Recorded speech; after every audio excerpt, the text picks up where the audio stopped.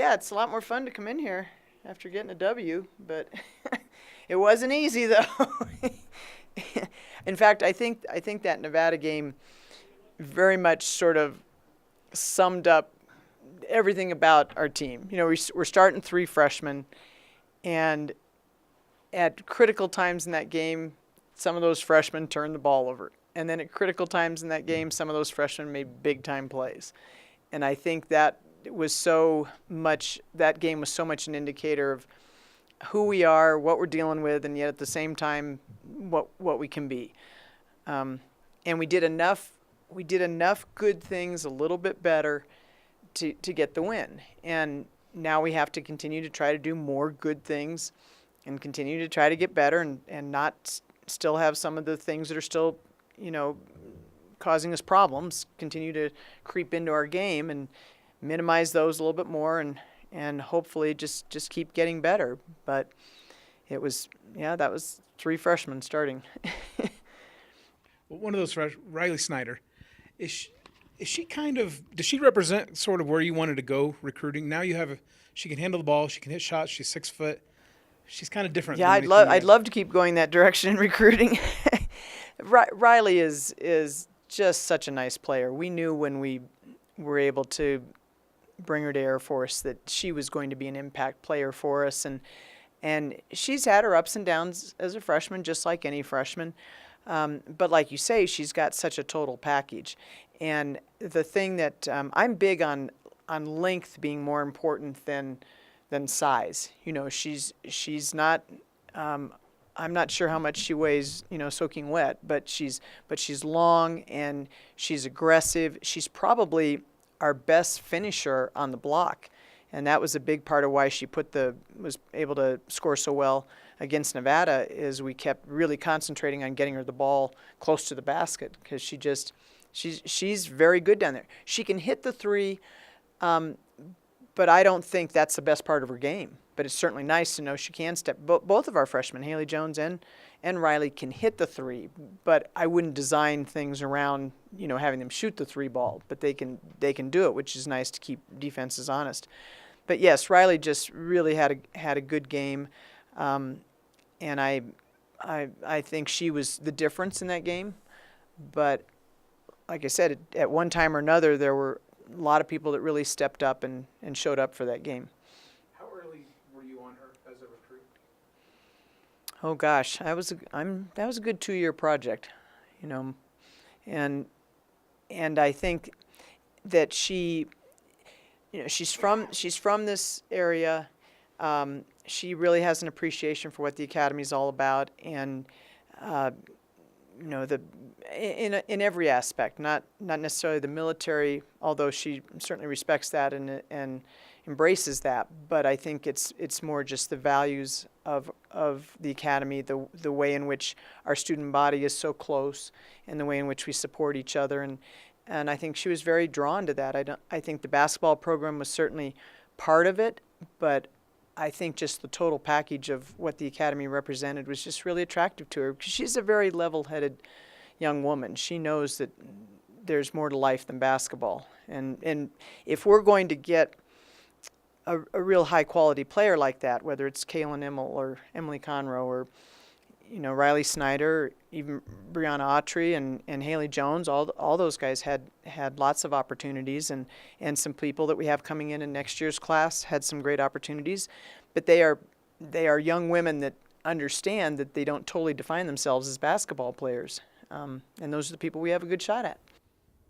And you mentioned the starting three freshmen, and there's 2 sophomores with them. I mean, what kind of advantages does that give a program when you have so much room for growth because of the age? It makes people really worry about the future.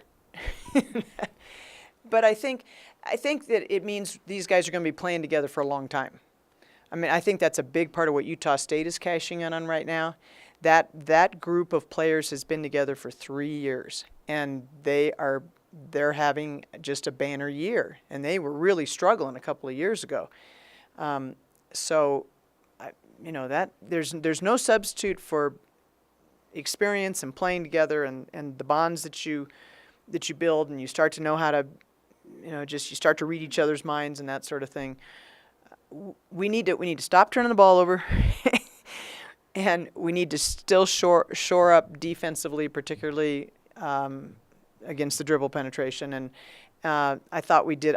Thought Nevada's post kids were really good, and probably about as good as any in the conference. And yeah, that took a team effort for us to stop those post kids. And I'm not saying we stopped them, but at least kept them under control. And so everything we do, we kind of have to do. There's not anything we're great at. We just have to do enough things solidly that we can, have a chance to win the game. Coach, that win on Saturday, can you just kind of take us into the atmosphere in the locker room after? I mean, that had to feel good, right? I was just so happy for them. They have been, I've honestly thought that since conference play started, we've really played hard. And we've really tried to get it right. And we've just, had some times of shooting ourselves in the foot and just struggled to put it all together. I mean, we played Utah State so tough and played so hard, but couldn't muster up more than 44 points. And we've worked very hard on our offense in the last few weeks, just understanding how we have to execute, what it is we're looking for. And so we've gotten gradually a little bit better offensively every time out. But they were very, very happy to pull it out in overtime. It's always a little bit deflating when you have the last possession and you don't get it done in regulation. And you always worry about them going. And then we gave up the 3-point play right at the opening of the overtime. And so I was very impressed with their resiliency. I thought they just stayed with it and, as I said, got enough things right. But we had turnovers that, like Brianna Autry, that was just showed so much growth for her that she turned it over on the inbounds play, and instead of being, oh my gosh, she hustled down the floor and tipped the ball away, and it was probably the play of the game because we were only up 2 at the time, and they were going in transition, and she ran up behind him, tipped the ball away, and we had the possession. We had the ball then with less than a minute to play and a 2-point lead, and it was huge. And that just, to me, shows how much she's grown because there's a time when that really would have, upset her, really put her in the tank a little bit. So. And talking about the freshmen, the sophomores, obviously the potential for the future is exciting, but for right now to get past a game and, as you just mentioned, overcoming those little moments to get that win, do you think that that's just going to set you guys up to continue this? Well, I hope so, but we're playing the first place team in the conference on Wednesday on their court, and Boise State is really talented. They're just very, very skilled. They're probably the most skilled team in the conference, and they just beat Fresno State at Fresno, and Fresno's the second place team, and Fresno might have the best player in the conference in Candace White, and they went down there and handled them pretty well. I mean, they're just a skilled team, and so it'll be nice to just see where we are. See if that's the first place team in the conference, how are we doing? Are we close? Do we still have a ways to go? It'll be interesting to see, especially on their court. So I guess the next logical step for this program is winning a game on the road, right? And a conference game on the road. Or is it more of you want to gauge yourself against the top team in the league? No, winning a game anywhere is always, big for us. But we did get, we got 2 conference wins on the road last year, which was, yes, a significant step forward. I think that what's gotten a little harder is like I said, the bottom of the conference is better this year. So, there's not always that assurance that when you go on the road, you're gonna get the win. I think we've handled ourselves pretty well on the road, and we've had some good experience. We've played in front of some really big, loud crowds already with Oregon, New Mexico, and having some of those experiences. And Boise will be rowdy. They draw well. They're really into their Broncos. It's Boise's. They're into their Broncos. so we know we're going to have our hands full. But I think we're excited about it, and I just like I said, I think we all just want to see where we are. And in the overtime, Nevada had a chance in transition. Kaylin Emmel got back and stopped the ball. Ended up, I think you guys got the stop out of that. Is she doing more little things like that? Because I don't think she's scoring quite the way she did. Yeah. But are there other things? She sure is, Brent. I'm glad you brought that up because that has been something that we've really tried to encourage her on.